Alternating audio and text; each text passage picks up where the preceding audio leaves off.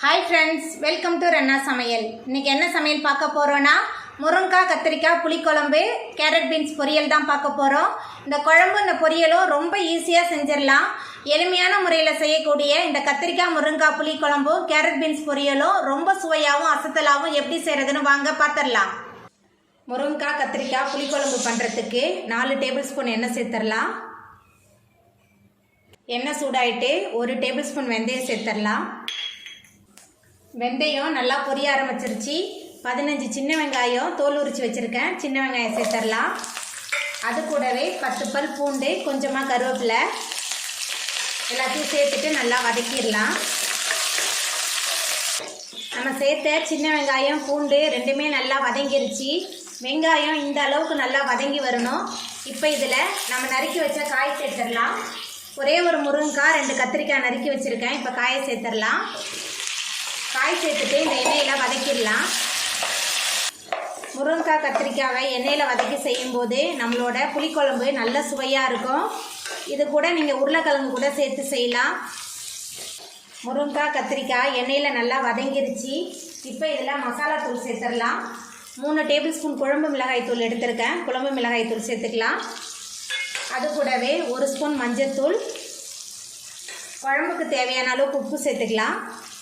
அதுக்கப்புறமா 2 தக்காளியை மிக்சியில் சேர்த்து விழுத அரைச்சி வச்சுருக்கேன். தக்காளி விழுது சேர்த்துடலாம். சேர்த்துட்டு எல்லாத்தையும் நல்லா வதக்கிடலாம். எல்லாத்தையும் சேர்த்துட்டு நல்லா கலந்து விட்டாச்சு. மசாலா தூள் காயெல்லாம் சேர்ந்து நல்லா கலந்து வதங்கிருச்சு. இப்போ இதில் சின்ன லெமன் சைஸ் புளியை தண்ணியில் ஊற வச்சு கரைச்சி வச்சுருக்கேன். இப்போ புளி தண்ணி சேர்த்துக்கலாம். அது கூடவே குழம்புக்கு தேவையான அளவுக்கு தண்ணி சேர்த்துக்கலாம். தண்ணி சேர்த்துட்டு நல்லா கலந்து விட்டுடலாம். தண்ணி சேர்த்துட்டு நல்லா கலந்து விட்டாச்சு. இப்போ இதில் அரை மூடி தேங்காய் அரைச்சி வச்சுருக்கேன். அந்த தேங்காய் விழுது சேர்த்துடலாம்.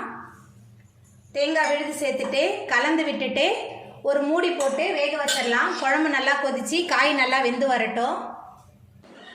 நம்ம திறந்துடலாம். குழம்பு நல்லா கொதிச்சு எண்ணெயெல்லாம் பிரிஞ்சு நல்லா மேலே வந்துருச்சு. முருங்கைக்காய் கத்திரிக்காயெலாம் சூப்பராக வெந்து வந்துருச்சு. நம்மளோட சுவையான முருங்கைக்காய் கத்திரிக்காய் புளிக்குழம்பு சூப்பராக ரெடி ஆகிட்டு இப்போ நம்ம அடுப்பு ஆஃப் பண்ணிடலாம்.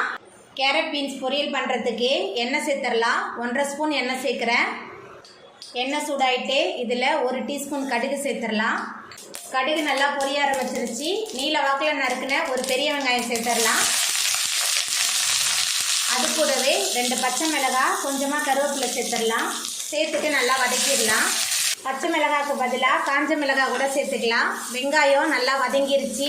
இப்போ இதில் கேரட் பீன்ஸ் பொடியாக நறுக்கி வச்சுருக்கேன். இப்போ காய் சேர்த்துடலாம். அது கூடவே பொரியலுக்கு தேவையான அளவுக்கு உப்பு சேர்த்துக்கலாம். சேர்த்துட்டு நல்லா வதக்கிடலாம். காய் சேர்த்து நல்லா வதக்கியாச்சு. இப்போ கொஞ்சமாக தண்ணி சேர்த்துக்கலாம். தண்ணி சேர்த்துட்டு நல்லா கலந்து விட்டுடலாம். தண்ணி சேர்த்துட்டு நல்லா கலந்தாச்சு. காய் நல்லா வெந்து வரட்டும். நம்ம சேர்த்த கேரட் பீன்ஸ்லாம் நல்லா வெந்து வந்துருச்சு. இப்போ இதில் தேங்காய் துருவல் சேர்த்துடலாம். தேங்காய் துருவல் சேர்த்துட்டு நல்லா கலந்து விட்டுடலாம். தேங்காய் துருவல் சேர்த்துட்டு கலந்து விட்டுட்டு நம்ம அடுப்பு ஆஃப் பண்ணிடலாம். நம்மளோட கேரட் பீன்ஸ் பொரியல் சூப்பராக ரெடி ஆகிட்டு அவ்வளோதாங்க. ரொம்ப சுவையான கத்திரிக்காய் முருங்கைக்காய் புளிக்குழம்பும் கேரட் பீன்ஸ் பொரியலும் ரொம்ப சூப்பராக ரெடி ஆகிட்டு நீங்களும் உங்கள் வீட்டில் இந்த சுவையான புளிக்குழம்பு கேரட் பீன்ஸ் பொரியலை செஞ்சு பாருங்கள்.